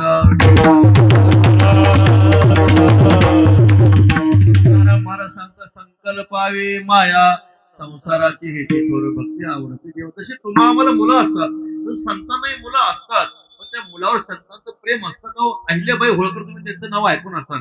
अहिल्याबाईंना एकुलता एक मुलगा होता. तो मुलगा असा आगाव होता, घरामध्ये जर राजवाड्यामध्ये कोणी जर सुभेदार लोक आले तर तो काय करायचा, त्यांच्या जोड्यामध्ये विंचू घालायचा. म्हणजे ते लोक आले, परत जोड्या घातला, ते विंचूने काय करावा, दंश करावा. लहान लहान मुलं दिसते, लहान लहान मुलं उचलावे आणि आडामध्ये नेऊन टाकावे, असा हा दुष्ट प्रवृत्तीचा मुलगा होता. अहिल्याबाईंनी काय केलं माहिती आपल्याला, हत्तीच्या पायाखाली एकुलते एक मुलगा तुडवलं. विठ्ठल महाराजांचा पोर मेले, बरे झाले, देवे माये विरहित केले. सांगण्याचं तात्पर्य सांगताना मुलं असतात. एक उदाहरण तुम्हाला सांगतो. पावसाच्या दिवसामध्ये एखाद्या झाडाखाली पाऊस चालू झाला की गुरं येऊन बसतात, म्हशी येऊन बसतात. पावसाची झड संपली की गुरं निघून जातात. मग त्या झाडाला असं वाटतं का हो की गुरं माझी आहेत, माझ्यापाशी राहिली पाहिजेत, इथंच थांबली पाहिजे असं वाटतं. त्या झाडाला गुरं थांबली काय, गुरं गेली काय, थांबल्याचंही प्रेम नाही आणि गेल्याचंही अशा प्रकारे दुःख नाही. तसं तो झाड साक्षीरूपानं असतं. संतांनाही मुलं बाळ असतात, पण त्या मुलाबाळाची आसक्ती नसते. पुणे जिल्ह्यामध्ये केंद्रपाबळ नावाचं एक गाव आहे. संत कान्होराज महाराज पाठक राहत होते. एक ब्राह्मण, एक शास्त्री काशीला गेला. त्यासाठी गेला, संतांचं दर्शन व्हावं म्हणून गेला. भगवान विश्वनाथने स्वप्नातून सांगितलं, शास्त्री बुवा काशीला इतक्या लांब कशाला आले? म्हटले, महाराष्ट्रामध्येच पुणे जिल्ह्यामध्ये केंद्रपाबळ नावाचं गाव आहे, तिथं संत शिरोमणी कान्होराज महाराज राहतात, त्यांच्याकडे जा, तुमचा उद्धार झाल्याशिवाय राहणार नाही. ते शास्त्री बुवा चालक काशीहून महाराष्ट्रामध्ये आले. महाराष्ट्रामध्ये येऊन पुणे जिल्ह्यामध्ये आले, केंद्रपाबळ नावाच्या गावामध्ये आले. गावामध्ये आल्यानंतर लोकांना विचारलं, सांगा संत कान्होराज महाराजांचं घर कुठे आहे? बघा बघा, ते घर, समोरचं घर दाखवलं. कोणतं घर आहे? कान्होराज महाराज बसले होते. त्यांच्या मांडीवर 4-5 लहान मुलं होते. कुणाच्या डोक्यावर हात फिरवत होते, कुणाच्या गालावर हात फिरवत होते, कुणाचा शेंबूड काढत होते. आणि बघा, ज्यांच्या अंगावर लहान लहान मुलं खेळतात ना, तेच संत शिरोमणी कान्होराज महाराज आहेत. ते शास्त्री भावानी पाहिलं, त्याला मोठा आश्चर्य वाटलं. म्हणते, मी मोठे संत आहेत म्हणून आलो, पाहतो तर हे काही संत दिसत नाहीत, एकदम संसारासक्त दिसतात, गृहस्थीत दिसतात. काय लहान मुलांना खेळवतात, काय गोड गोड बोलतात, काय शेंबूड काढतात, हे काय संत आहेत का? त्यांना असं वाटायचं संत म्हणजे दाढी असेल, जटा असेल, भस्माचे पट्टे असतील, मोठमोठ्या रुद्राक्षाच्या माळा असतील, अशी त्याची धारणा होती. तो माघारी जाऊ लागला. माघारी जात असताना संत कान्होराज महाराज म्हणतात, माघारी का चालले? आलो होतो संत आहेत म्हणून, पण तुम्ही संत नाहीत म्हटले, तुम्ही तर शुद्ध गृहस्थी दिसतात. मग काय हे मुलं माझ्या संतत्वामध्ये प्रतिबंध करतात का? ठीक आहे, मुलं उचलली, समोर एक विहीर होती, त्या विहिरीत घेऊन टाकली. विठ्ठल आता झालो का म्हणे मी संत? आता झालो ना संत, ठीक आहे, बसा. एक लांबून प्रवास केलाय, स्नान करा, शालिग्रामाची पूजा करा, प्रसाद घ्या आणि मग जा. स्नान केलं जातं, शालिग्रामाची पूजा केली जाते, सुंदर स्वयंपाक होतो, कुंडलिक वरदा होतं. पोटात घास जाईल का? पोटात घास जात नव्हता. तो म्हणाला, महाराज तुम्हाला सुतक पडले, जेवायचं कसं काय? म्हटले, सुतक पडलं काय? लगेच मुलांना हाका मारली, नारायणा, विठोबा, गोविंदा, महादेवा, बाहेर या. बाहेर या म्हणल्यावर विहिरीतली मुलं आपोआप वर आली. विठ्ठल महाराज सांगता, संकल्पावी माया. संसाराचे संत संसारामध्ये असतात, पण संसारामध्ये असत असतात का? शांतीब्रह्म एकनाथ महाराजांचे गोड अभंग आहे. नाथ महाराज सांगतात, पक्षी अंगणी उतरती, पक्षी अंगणी उतरती,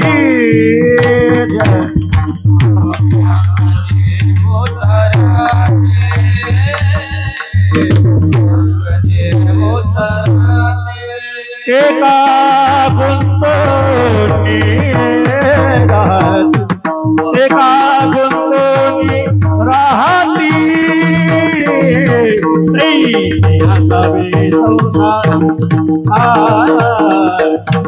असावे संसारी.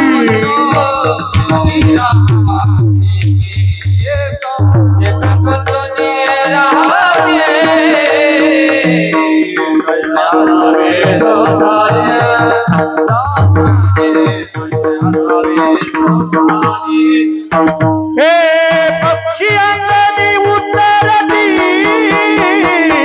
ते का गुंतली राहती, तैसे असावे संसारी,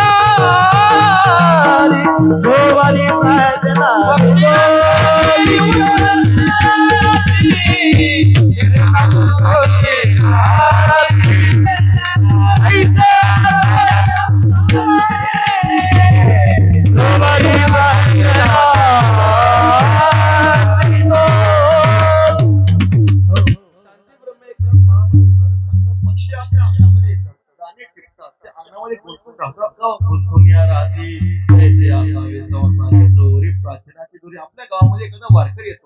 संध्याकाळी चार जे काय मुक्काम करतो प्रसाद घेतो सकाळचे 4 वाजले पंढरपूरचा रस्ता धरतो वस्ती कर वस्ती आला राहत काळी उठून गेला तैसे असावे संसारी जोवरी प्राचीनाची दोरी शरण एका जनार्दन ऐसे असता भय कवन अशा पद्धतीने जर आपण संसारामध्ये राहिलो तर आपल्या संसाराची बाधा होईल का संसाराची बाधा होणार नाही तुकाराम महाराज लोकांनी विचारलं महाराज तुम्ही सांगताय संसारावरचं प्रेम काढायचं देवावर लावायचं आम्ही जर संसारावरचं प्रेम काढून देवावर लावलं आमचा संसार होणार कसा त्याचं उत्तर तुकाराम महाराज अभंगाच्या दुसऱ्या चरणात ठेविले अनंत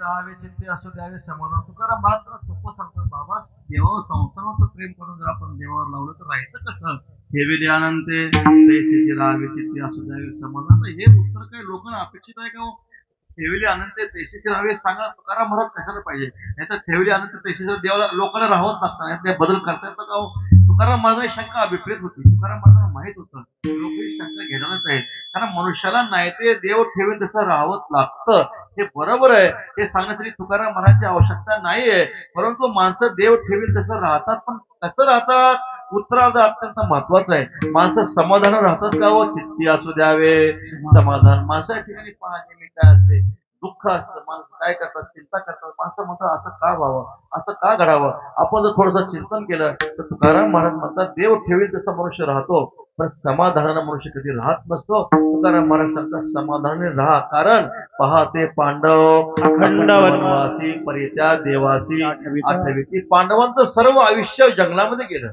सगळं आयुष्य दुःखामध्ये गेलं पांडवांनी कधी तक्रार केली पांडव कधी देवाला म्हटले देवा आम्ही तुझं इतर रात्रंदिवस भजन करतो आमच्या जीवनामध्ये अशा आपदा यावी का असा पांडवांनी कधी प्रश्न केला नाही पहा प्रल्हादासी पिता करीतो जाचनी परितो स्मरे मनी नारायण श्री प्रल्हादाला मारण्यासाठी 12 वेळा हिरण्यकश्यपूने प्रयत्न केला पण श्री प्रल्हादाने कधी देवाला तक्रार केली देवा आम्ही रात्रंदिवस तुझं भजन करतो रात्रंदिवस वारी करतो आणि वारी करून आमच्या जीवनामध्ये असं घडावं का माणसाला असं वाटत असतं माणसाला असं वाटतं आम्ही रात्रंदिवस देवाचं भजन करतो वारी करतो ज्ञानेश्वरी वाचतो हरिपाठ म्हणतो मग आमच्या जीवनामध्ये असं का घडावं पहा सुदामा ब्राह्मण दरिद्रे पिढीला नाही विसरला पांडुरंगा ज्याचा मित्र द्वारकेचा राजा आहे कोण सुदामा देवाचा मित्र द्वारकेचा राजा आहे श्रीकृष्ण परमात्मा ज्याचा मित्र नरेंद्र मोदी आहे तो भिकारी राहील का महाराज तो भिकारी राहणारच नाही द्वारकेचा राजा श्रीकृष्ण परमात्मा मित्र आहे पण सुदाम देवाला घरामध्ये खायला भाकर नव्हती कधी चिंता केले नाही विसरला.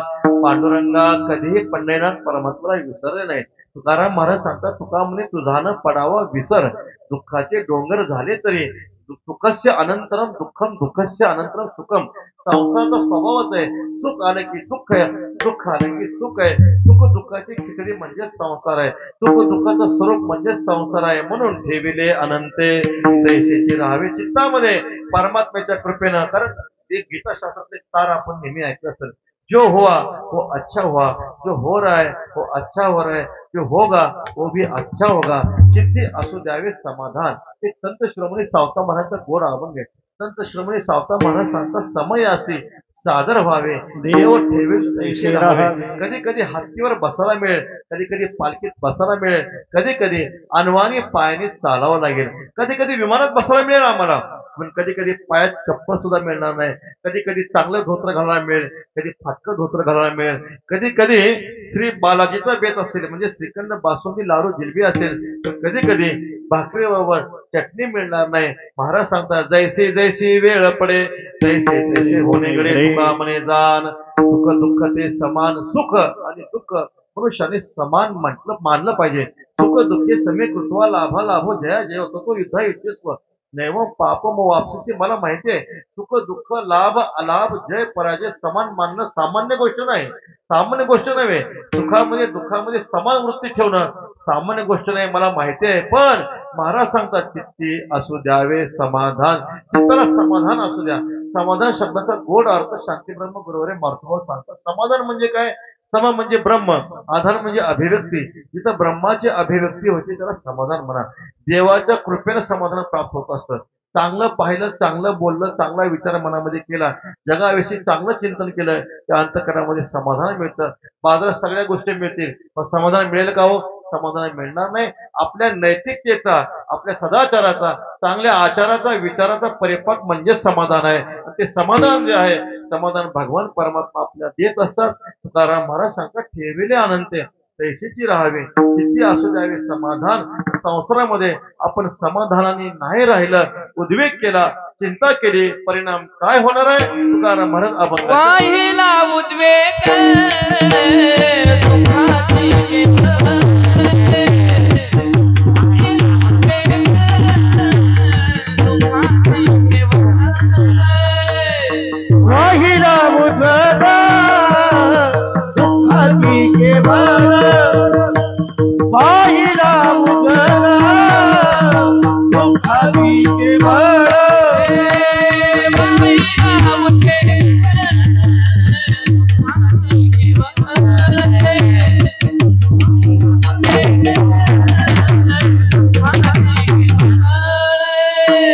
वाहिला उद्वेग दुःखाची केवळ,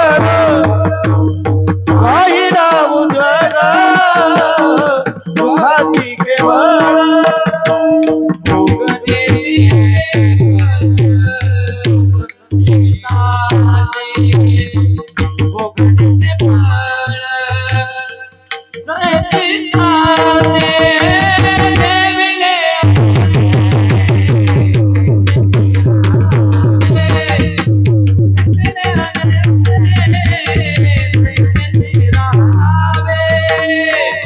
भोगते फळ संचितात, भोगते फळ संचितात, देविले आनंदे तैसेची राहावे, देविले आनंदे तैसेची राहावे. वाहिला दुःखाची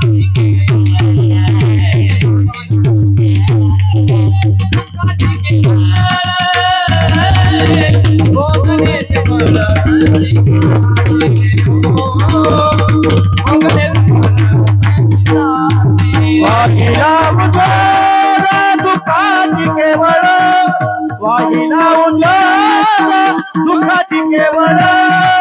संचितात, भोगण्याचे फळ संचितात.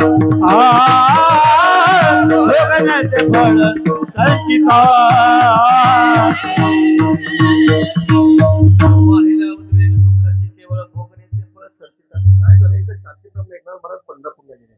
पंढरपूरला गेल्यानंतर शांतीप्रभू एकनाथ महाराज पाहिलं, पांडुरंगा तुझा काय दरबार आहे म्हटले. पहा सगळे आगळे पागळे काय तुझ्या दरबारामध्ये असे लोक असले का, काय आगळे आहेत, काय पागळे आहेत, काय भीक मागतात. त्यावेळेस पंढरीनाथ परमात्मा शांतीप्रभू एकनाथ महाराज सांगतात, नाथ महाराज काय करा, 1 तासाने तुम्ही माझ्या जागेवर बसा म्हणते, म्हणजे माझ्या जागेवर उभे राहा म्हणते. 1 तास फक्त पहा तुम्हाला काय अनुभव येतो ते.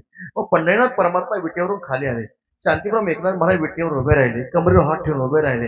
जेव्हा विटेवर शांतीप्रभू एकनाथ महाराज उभे राहिले, त्यांनी असं दृश्य पाहिलं. परमात्माने ज्यांचा एक डोळा घालवला होता, परमात्माने ज्यांचा एक डोळा घालवला होता, वास्तविक पाहता त्यांनी इतकं पाप केलं होतं डोळ्यांनी, इतकं पाप केलं होतं, त्यांचे दोन्ही डोळे फोडायला पाहिजे होते. पण पांडवांनी दया करून फक्त एकच डोळा घालवला. नाथ महाराजांनी पाहिलं. नाथ म्हणजे एक दृश्य पाहिलं. त्यांचा हे हात तुटलेला आहे, एक हात चांगला आहे. त्यांचं असं पाहिलं, कर्माची गती अशी पाहिली. त्या मनुष्याने दोन्ही हाताने इतकं पाप केलं होतं, इतकं पाप केलं होतं. पांडवांनी दोन्ही हात घालवायला पाहिजे होते, पण देवाने दया केली, फक्त एकच हात घालवला. नाथ महाराजांनी पाहिलं, त्याचा एक पाय तुटलेला होता. त्या दोन्ही पायाने त्या मनुष्याने इतकं पाप केलं होतं. वास्तविक पाहता देवाने दोन्ही पाय घालवायला पाहिजे होते, पण देवाने एकच पाय घालवला. किती मोठी देवाची दया आहे. नाथ महाराज विटेवरून खाली आले, म्हणजे देवा तुम्ही करताय ते योग्यच करताय. विठ्ठल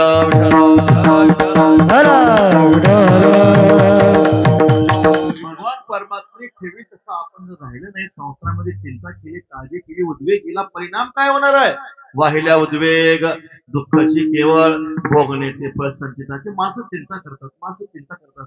प्रातस्मरणी बरोबर वैद्यभा मनाचे माणसाचा मंत्र असतो, 12 अक्षरी मंत्र असतो. माणसं काय जपतात माहिती का, काय करू, कसं करू, काय होतं, कसं झालं, काय करू, कसं होतं हे करण्यापेक्षा ओम नमो भगवते वासुदेवाय म्हणणं 12 अक्षरी मंत्राचा आपण जर जप केला तर महाराज सांगता मनुष्याने चिंता करू नये, चिंतन करावं. आपण देवाचं चिंतन केलं, किती अनिष्ट प्रारब्ध असलं तर ते अनिष्ट प्रारब्ध जळून जाण्याचं सामर्थ्य फक्त परमात्म्याच्या चिंतनामध्ये. मनुष्याने कधी उद्वेग करू नये, कधी चिंता करू नये. एका राजाची स्वारी चालली होती.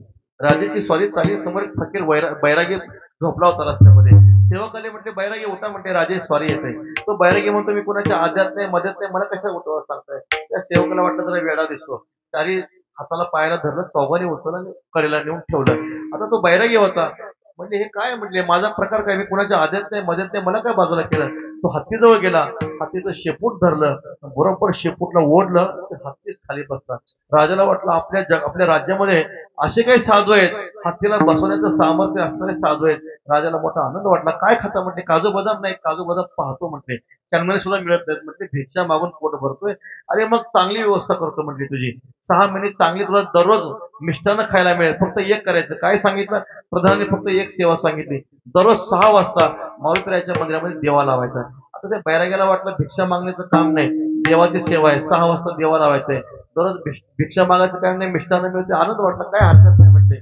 सुरुवातीचे 5-6 दिवस 15 दिवस चांगले गेले, पण जसे जसे दिवस वाढू लागले, संध्याकाळचे 6 वाजले, थोडं बाहेर गेलं की दिव्याची काळजी लागायची. देवा लावायचा आहे, मारुतीरायांना देवा लावायचा आहे. 1 महिना झालं, 1 महिना 10 दिवस झालं. जसं 6 वाजले, कुठं बाहेर गेलेलं असलं की त्या देवाची काळजी लागायची. 6 महिने होऊन गेले, काळजीनं थांबला. आणि मग राजा आणि प्रधान त्या बैराग्याला म्हणतात, 6 महिन्यापूर्वी तुम्ही हत्तीला खाली बसवलं होतं, आता हत्तीला खाली बसवून दाखवा. हत्ती आणला गेला, हत्तीचा शेपूट वळतो, आता हत्ती खाली बसत नाही, हात फरफडत निघून जातो. राजाने विचारलं, असं का घडलं. दिव्याची काळजी. विठ्ठल संसारातली जर एक दिव्याची काळजी माणसाला इतके दुःख देते, तर संसारामध्ये किती चिंता आहे. महाराज सांगा, चिंता म परिमेयांच्या प्रलयांचा मुपासिता पाताळावनी निम्न जे उंचे साने गगन पाहता त्रिभुवन अनुनय. संसारामध्ये पाताळापेक्षा खोल, स्वर्गापेक्षा उंच इतक्या चिंता असतात. म्हणून मनुष्याने चिंता कधी करू नये. चिंता आणि चिता 2 शब्द आहेत, फक्त अनुस्वाराचा फरक आहे. चिंता चिता समाख्याता बिंदू मात्र विशेषतः सजीवम दहते चिंता, निर्जीवम दहते चिता.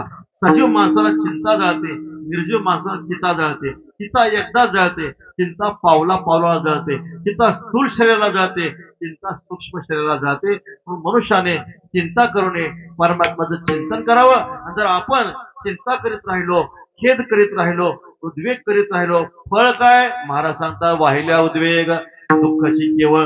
कारण मनुष्याच्या जीवनामध्ये ज्या काही सुख दुःखाच्या गोष्टी घडतात त्याला कारण दुसरा कोणीही नसतो. तुकाराम महाराज सांगता, भोगणे ते फळ संचिताचे भोगतो न घडे संचिता वाचुनी करावे ते मनी समाधान आम्हाला सांगता अनिका रुसावे न लगे बहुता आपुल्या संचिता वाचून या सुखस्य दुःखस्य न कोपी दाता परो ददाती ती कुबुद्धी रेषा सुखाचा दुःखाचा दुसरा तिसरा कोणी दाता नाही परो ददाती ती कुबुद्धी रेषा दुसऱ्याकडून मला सुख झालं दुसऱ्याकडून मला दुःख झालं असं मनुष्याने कधीही म्हणू नये आपलं कर्मच आपल्याला दुःख देत असतं केले कर्म झाले त्याची भोगा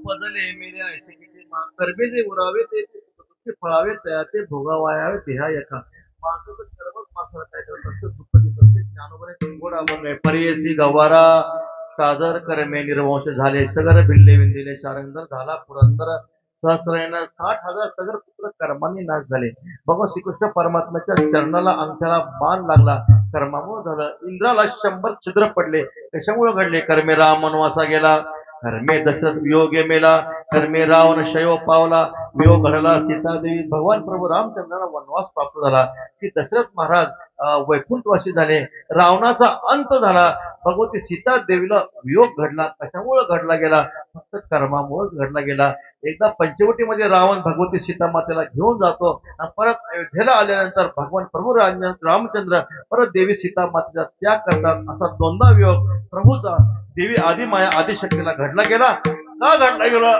कारण महाराज सांगतात भोगणे ते फळ संचिताचे माणसाचं कर्म जे असतं कर्मामुळेच रावणाधिकाचा नाश झाला कर्मामुळे दुर्योधनादी रणी नासले कर्माचे शंभू माने आपण किती पळसे कर्माभेन कर्माची गती गहन आहे केलेलं कर्म माणसाला भोगावंच लागतं एक उदाहरण सांगतो भगवान पितामह भीष्माचार्य आहेत सरपंजरी पडलेले 6 महिने झालेले आहेत तेव्हा प्रभू श्रीकृष्ण परमात्मा पितामहांना दर्शन देण्यासाठी येतात पितामह दर्शन देण्यासाठी आल्यानंतर पितामह भीष्म म्हणतात भगवान मी आयुष्यामध्ये कधी शरीरानं पाप केलं नाही मी आयुष्यामध्ये कधी वाणीनं पाप केलं नाही मी कधी आयुष्यामध्ये वाचेनं पाप केलं नाही तरी सुद्धा मला का दुःख व्हावं त्यास भगवान श्रीकृष्ण परमात्मा सांगतात पितामह तुम्ही शरीराने पाप केलं नाही वाणीनं पाप केलं नाही मनाने पाप केलं नाही म्हणूनच दर्शन द्यायला आलोय विठ्ठल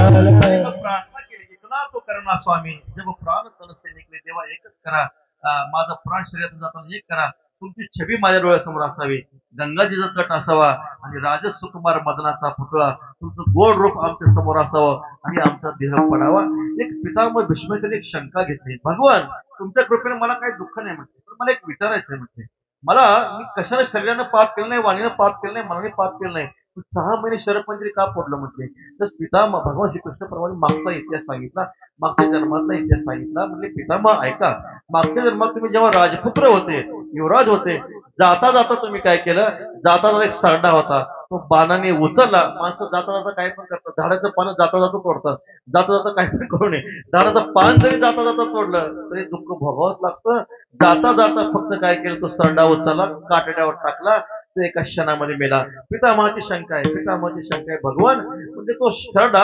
फक्त एक क्षणभर होता मी 6 महिने शरपंजरी पडलोय कारण काय त्यावेळेस भगवान परमात्म्याने सांगितलं मागच्या जन्मापासून आतापर्यंत व्याजासकट सगळं आलंय विठ्ठल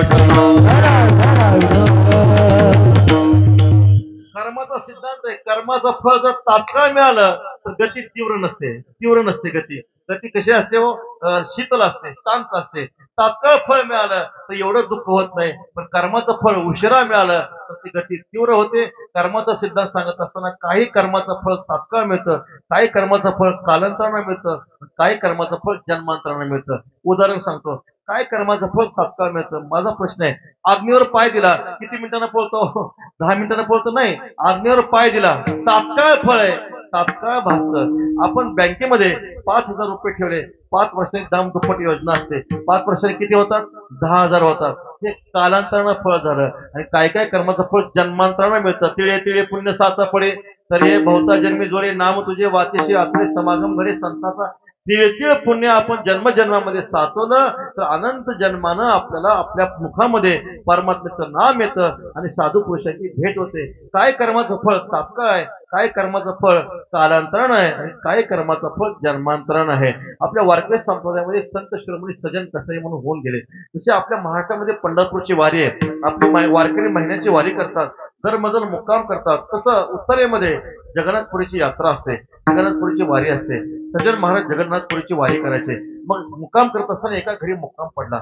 एका घरी मुक्काम पडल्यानंतर ज्या घरी मुक्काम पडला त्या ठिकाणी भजन केलं, शेजारती झाले, बसले, आता विश्रांती घ्यायची आहे. त्या घरातली जी माता होती ती माता समोर येते, प्रार्थना करते, महाराज मला तुमच्यावर लग्न करण्याची इच्छा आहे. तेव्हा संत शिरोमणी सज्जन महाराज सांगतात, पराव्या नारी रखुमाई समान, हे गेले नेमून ठाईतेची, परद्रव्य पर नारी याचा धरी विटाळ. आम्ही वारकरी आहोत म्हटले, जाय तू माते नकरी सायास. त्या बाईला असं वाटलं कदाचित सदाशिव महाराजांना आपल्या मालकाची भीती वाटत असेल.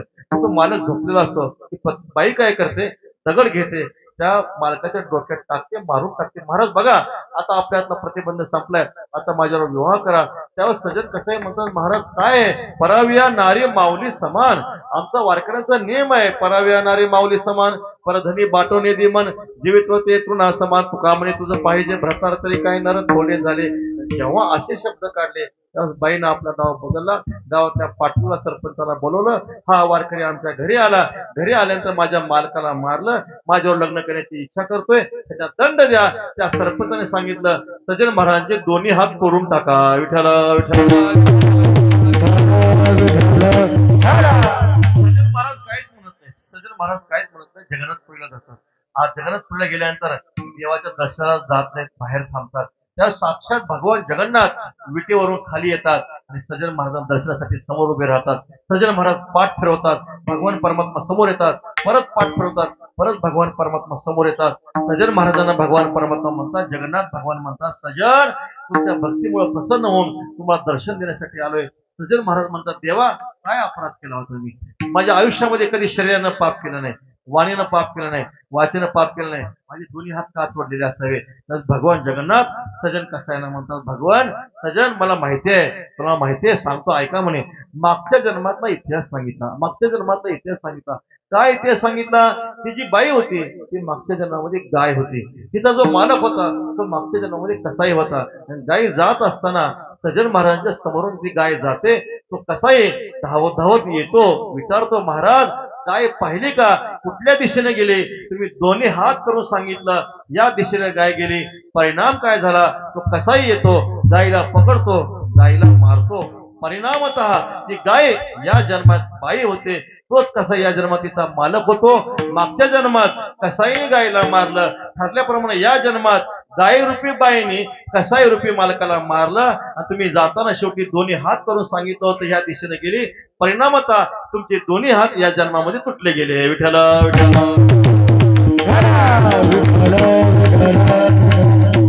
महाराज सांगतात, भोगणे ते फळ संचिताचे अनिका रुसावे नलगे बहुता, आपल्या सचिता वाचणे कर्माचे शंभू मानी आपण.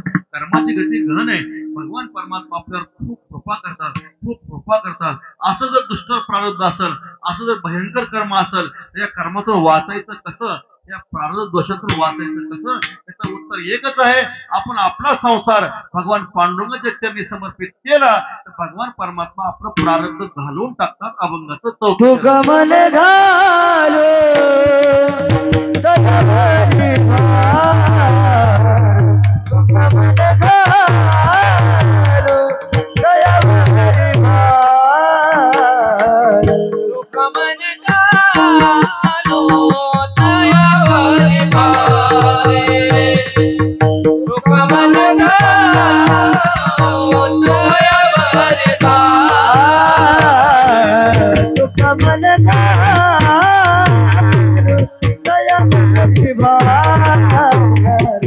Look,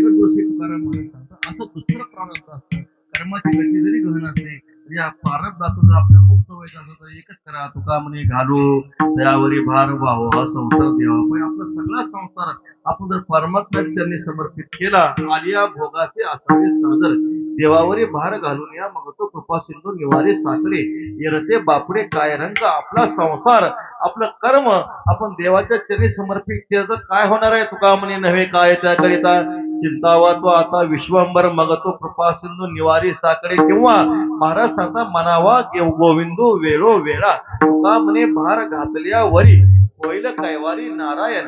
आपण आपला सगळा भार संसाराचा परमात्मा चरणी घातला, परमात्मा आपलं प्रारब्ध बदलल्याशिवाय राहत नाही. आपल्या संतचरित्राचा विचार करा.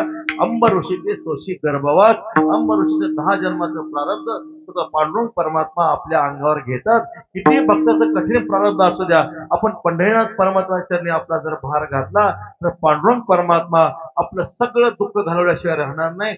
पांडवांचं सगळं आयुष्य जंगलामध्ये गेलं पण भगवान परमात्म्याचं नामस्मरण सोडलं नाही. परिणाम काय? द्वारकेचा राणा पांडवा घरी तो श्रीकृष्ण परमात्मा द्वारकेचा राजा आयुष्यभर पांडुरंग परमात्मा म्हणजे पांडवांची सेवा करतो. किती जर दुःख झालं तरी आपण देवाचं विस्मरण नाही केलं पाहिजे. भगवान परमात्मा आपलं दुःख घालवल्याशिवाय राहणार नाही. तुकाराम महाराज सांगतात, तुका म्हणे घालवत आवरी बार वा वा संसार देवा पायी ठेविले आनंदे तैसेची राहावे, चित्ते असू द्यावे समाधान. ज्ञानेश्वर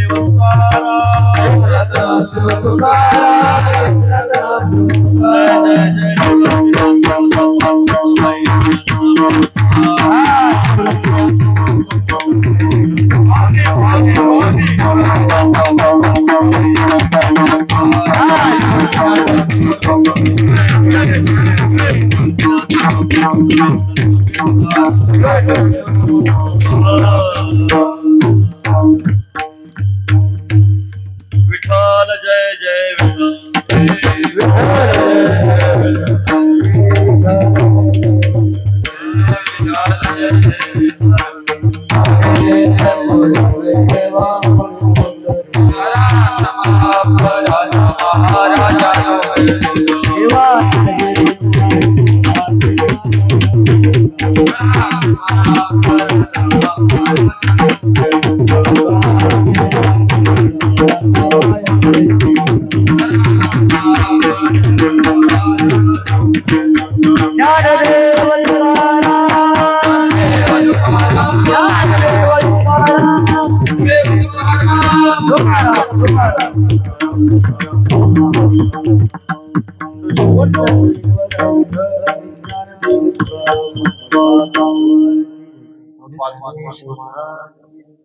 शिवप्रतिष्ठान सेक्टर 21 रुपये नवी मुंबई आयोजित अखंड हरिनाम सप्ताह 5 मिनिटं कोणी उठू नका 5 मिनिटं जास्त वेळ घेणार नाही 5 मिनिटं आपण शिस्तीत